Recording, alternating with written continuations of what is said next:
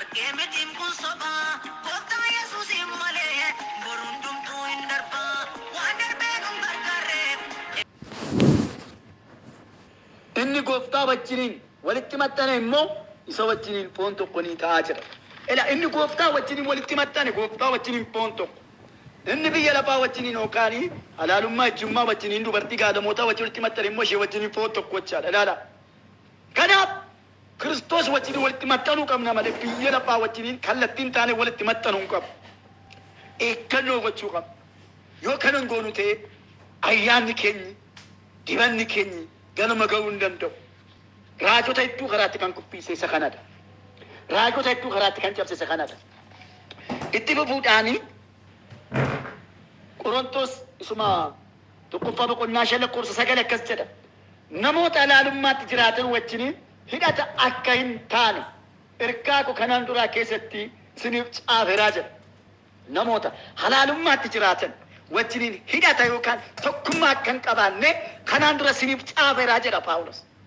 Harreeni fardi yookaan wanta hin taane yookaan namni wanta hin taane wajjiniin oolee amala hin taane baree oola. Kanaaf hiriyaa murteessaadha. Ollaa inni kanarra yeroo waliif gaddeemtanii karaa Imosaa ta'uu, karaa Feesbuukis haa ta'uu, karaa adda addaas haa ta'uu adda baafadhaa hiriyaa. Anumtiyyuu eenyudhaa jedhaa. Hiriyaan keessan inni jalqabaa Kiristoos haa ta'u. Kiristoos wajjiniin haasa'a. Hiriyaa gadhee irraa fagaadhaa. Nama badaa irraa fagaadhaa. Itti fufee Efesoon boqonnaa 5:5 maal jedhaa? Namni halaaleen yookiin sassataan yookiin xuraa'aan mootummaa Kiristoosii fi mootummaa Waaqayyootti galuu akka hin dandeenye beekaa jira. Namni halaaleeni, namni sassataan, namni xuraa'aan mootummaa Waaqayyootti, mootummaa Kiristoositti galuu akka hin dandeenye beekaa jira.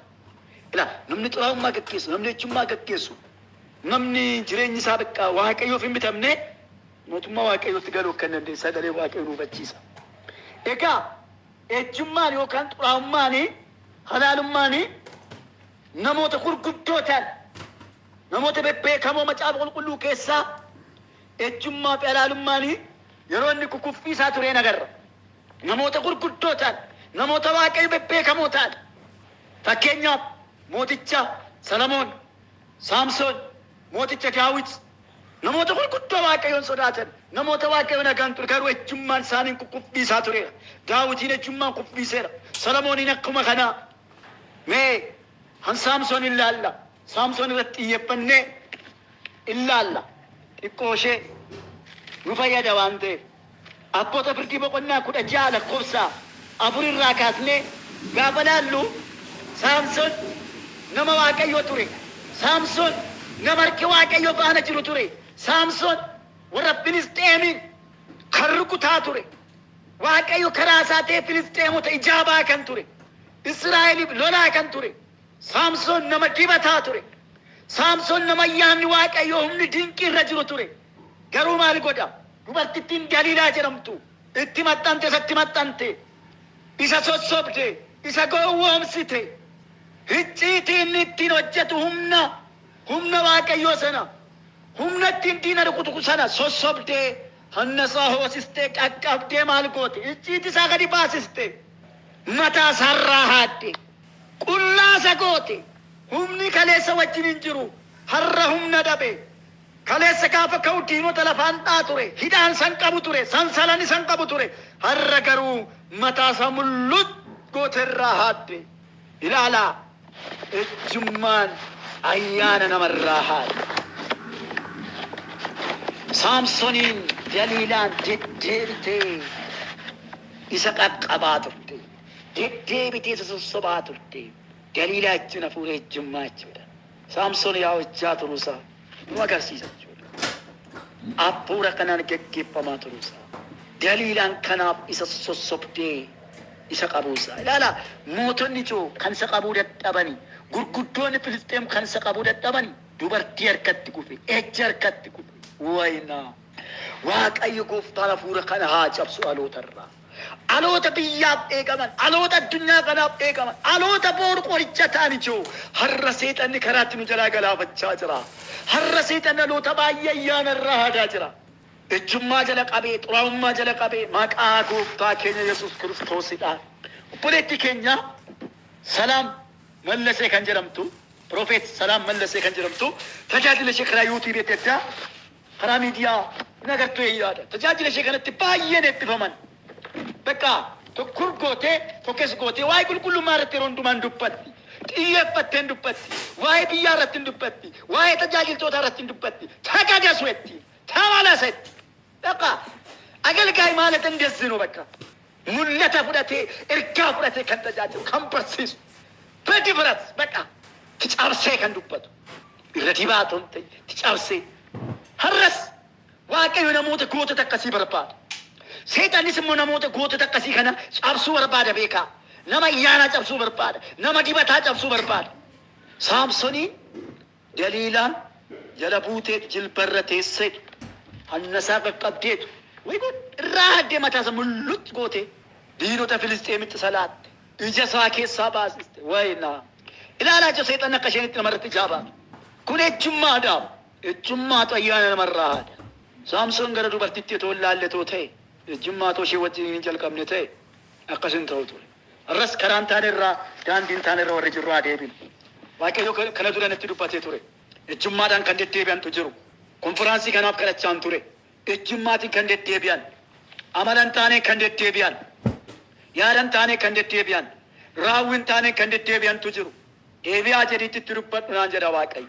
Bakka piraaktikaalii waan hin taaneenii kan ofirratti waan hin taane gaggeessan xuraa'ummaa kan ofirratti gaggeessan hafuura zimmuutiidhaan jireenyi isaanii booji'amaa kan ta'e gosoota ejjaa booddee ilaallaa gosoota ejjaa ilaallaa kanaaf ejji gosoota adda addaa jiraachuu danda'a gosa baay'ee jiraachuu danda'a garuu qabatamaamatti qaamaaf qaamatti ejjummaa kan raawwatan ofirratti kan raawwatan nama waliin kan raawwatantu jiru. Waaqayyo deebi'aa jedha deebi'aa tamalasu deebi'aa qaaman taaneenis ofirratti kan raawwatu tokko jiru ofuma isaanii waan hin taaneen ofirratti kan raawwatan dhiisiisin jedha.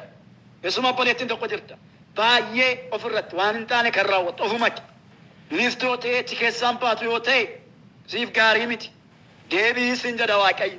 Dhaloonni kaanis haa deebinu daandii Waaqayyootti haa deebinu gara yaada Waaqayyootti haa deebinu. Ayyaana nurraa haduu qofaa miti ejjummaan mootummaa Waaqayyootti akka hin galle nu taasisa.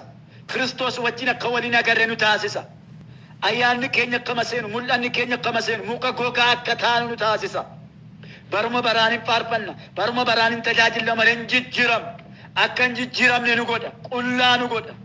Simboo Waaqayyoo nurraa sokka kadhachuu hin dandeenyu namoota baay'eetti jilbeeffachuu kan hin dandeenye jiru as gidduu namoota 49 furre Waaqayyooti dubbata jilbi isaanii kan dadhabe jilbeeffachuu kan dadhaban deebi'aa gara Waaqayyootti.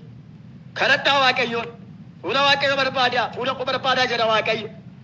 Feesbuukii adda addaa irra kan ooltu waan hin taane wajjin kan ooltu qilleensa irra kan ooltu garuu kan hin kadhanne dhiisi sun sin fayyadu. Deebii gara Waaqayyootti lubbuu keef kan ta'u beeki jireenya keef kan ta'u beeki siin jedha Waaqayyo. Gara kootti deebii siin jedha na kadhadhu siin jedha. Kaleessa kan na kadhatantu har'a na kadhachuu dhiise naan jedha Waaqayyo. Kaleessa kan na sodaatantu har'a na sodaachuu dhiise naan jedha Waaqayyo. Kaleessa kan naaf qoommaantu kaleessa ulfina kan naaf bidantu har'a jireenya rakkisii jireenya gadhiisii jiraachaa jiru naan jedha Waaqayyo.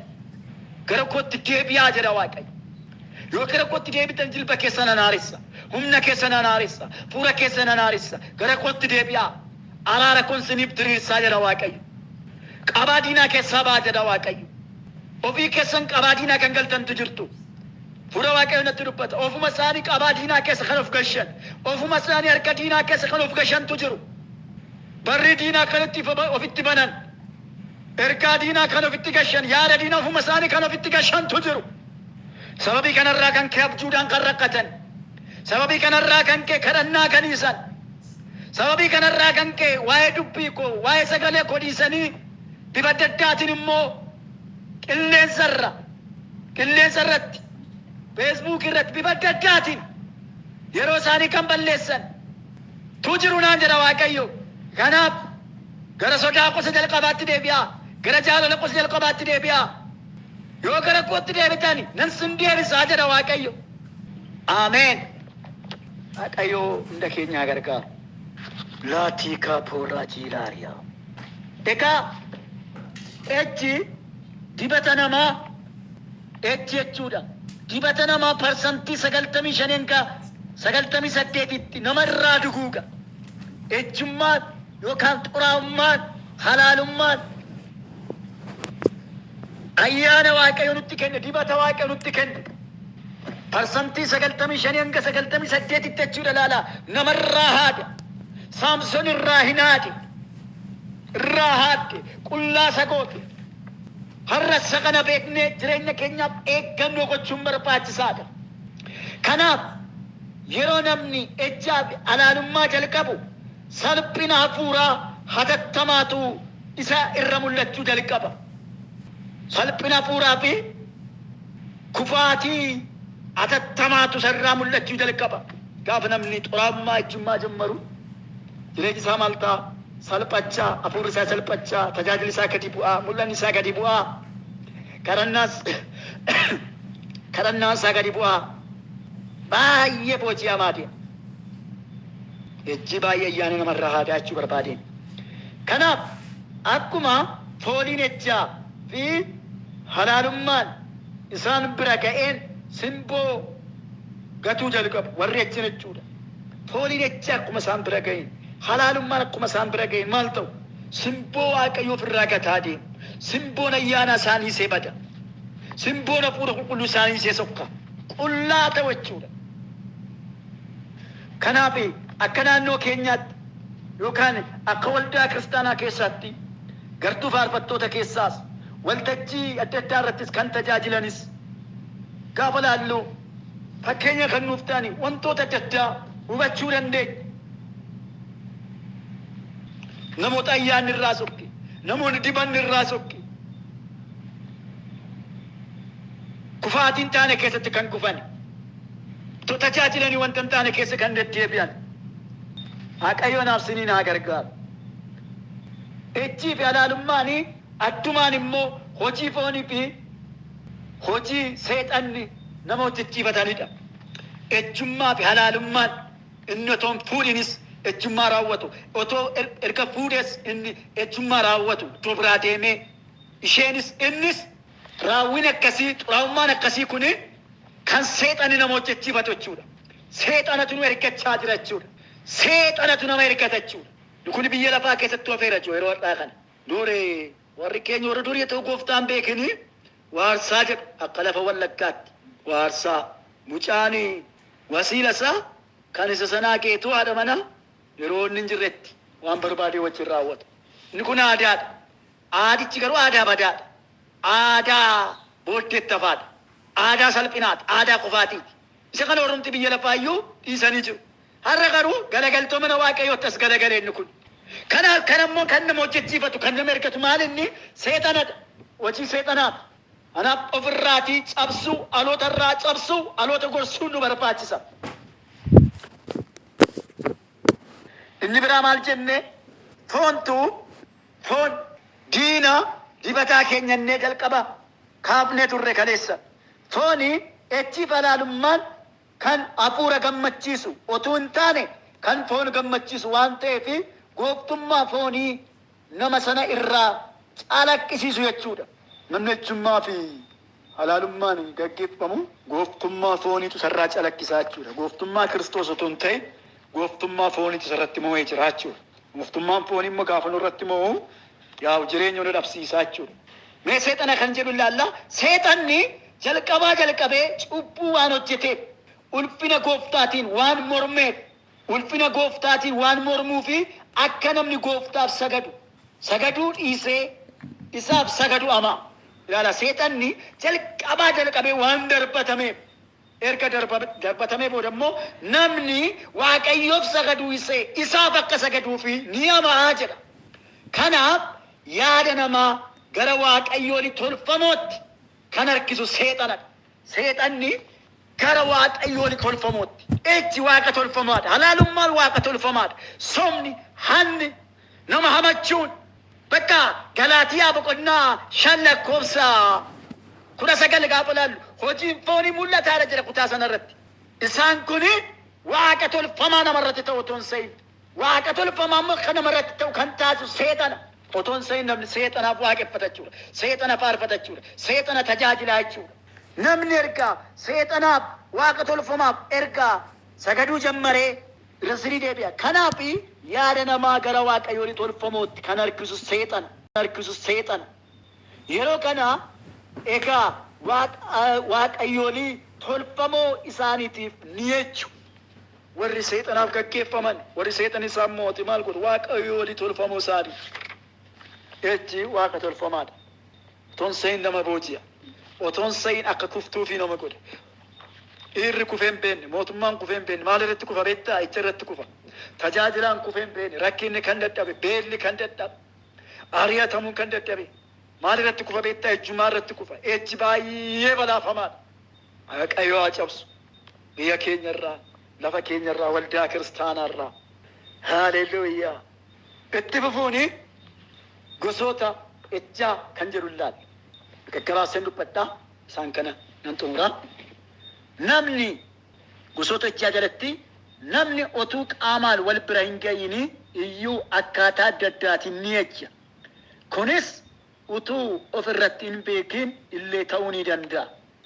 Utuu qaamaan wal bira hin ga'inis ta'e wal qunnamtii godhees namni karaa 14 oliin ejjuu ni danda'a. Namni qaamaanis wal bira ga'e, qaamaanis otoo wal bira hin ga'ini karaa adda addaatiin jechuudha.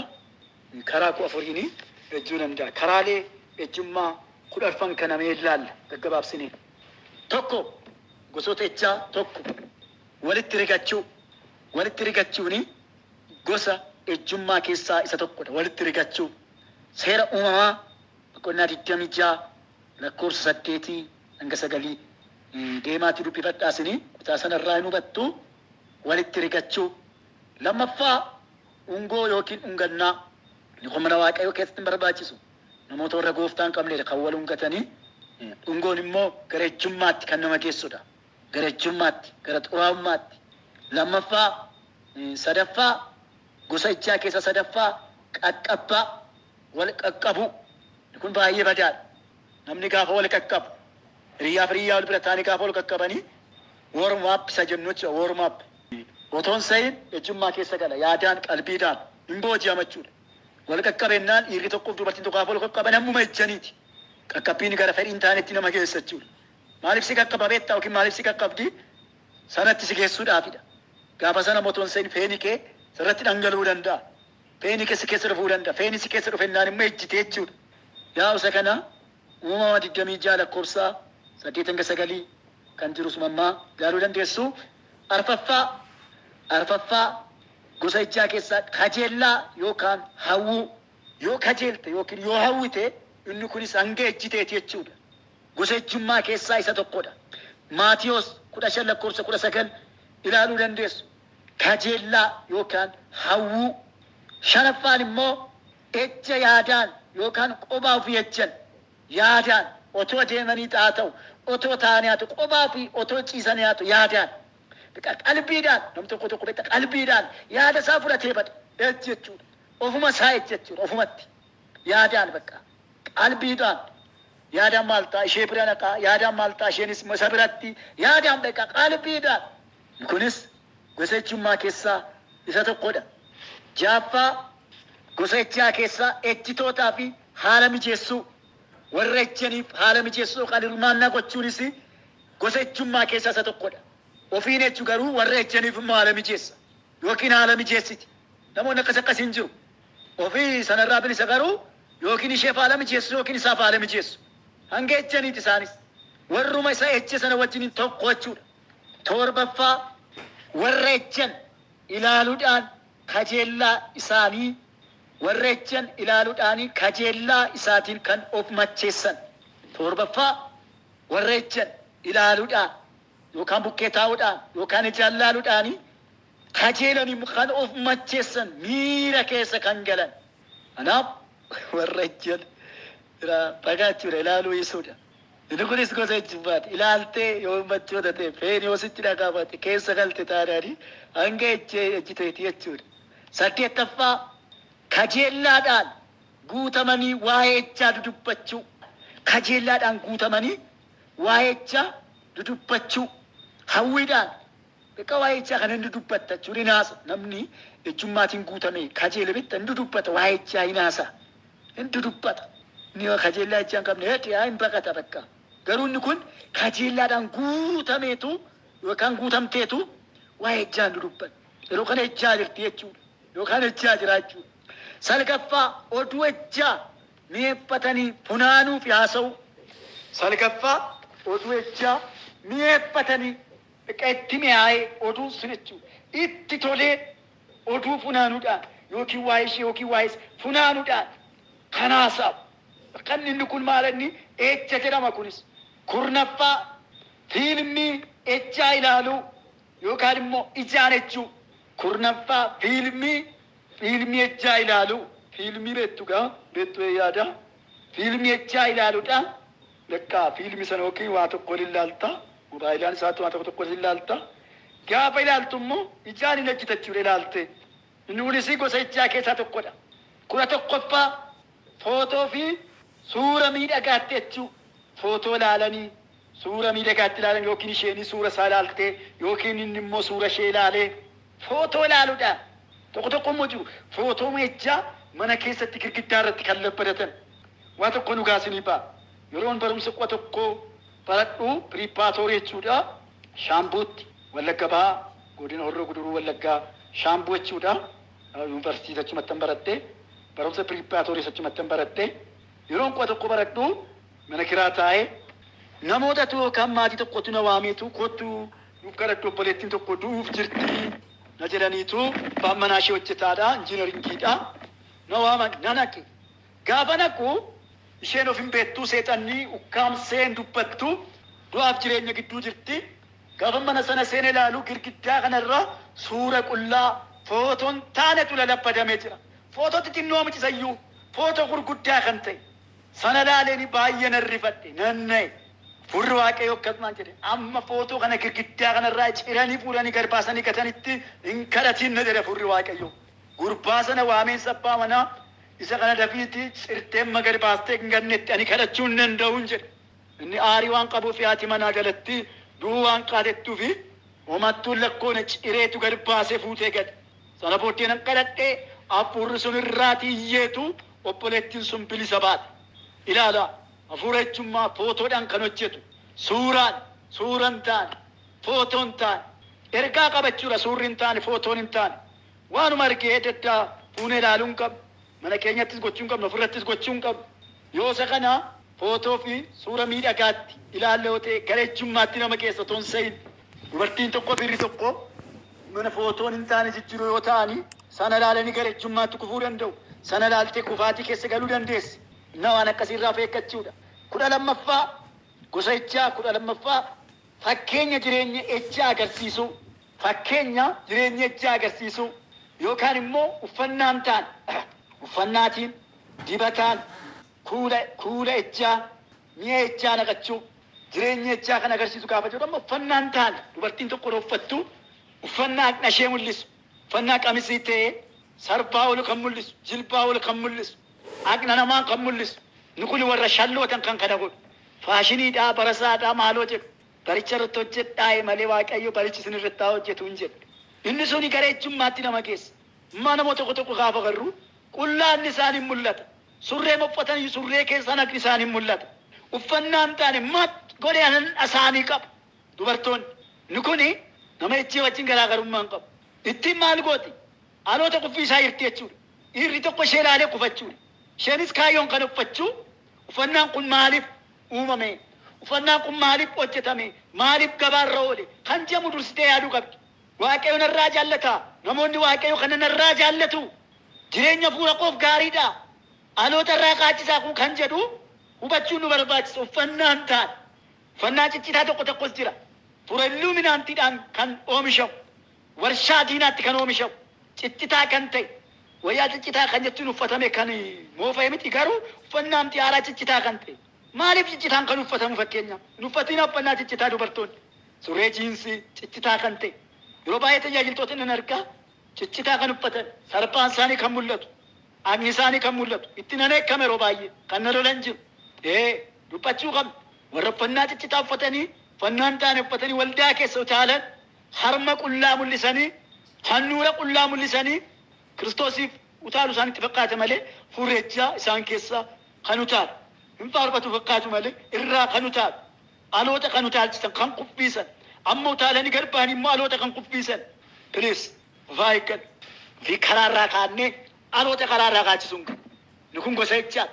Ijatti illee wanti kuulatamu jira mallattoo jechaa kan ta'e baabiloon guddittiin ija isheetti kuulattee karaa gubbaa ol baatee teessi jamiti hafuura jechaa qabattee har'as ijatti kuulatanii hidhiitti kuulatanii qalamee adda addaa dibatanii jiru akka shaarmuxaa kan akka shallee kan deddeebi'aa oolan nu dibata waaqayyoo qabna abboo kan nu bareechu nurraa kan hin sokkine sirraa kan hin ofna bareechanii tokko tokko siruma isa bareedanii kan of balleessan jiru dibatan dibatiin achuu komiti dibanni gaariin jira dibanni simboo qabeessa bifa kee kan hin jijjiiru bifa kee kan hin balleessin seexana akkasitti waami dibatan taane ofitti dibdee seexana ofitti waami namuma seexan dhiiruma seexan dubaratti dhiirumatu seexana ta'a sa'iiratti immoo dubarumatu seexana ta'a dibatan taane ofitti hin dibiina fannaan taane hin uffatiina anna keessan kan mul'isu hin uffatiina hanuura keessan kan mul'isu harma keessan kan mul'isu maali oromoon safuu qaba jiru maaliif cabe safuun kun waldaa keessaa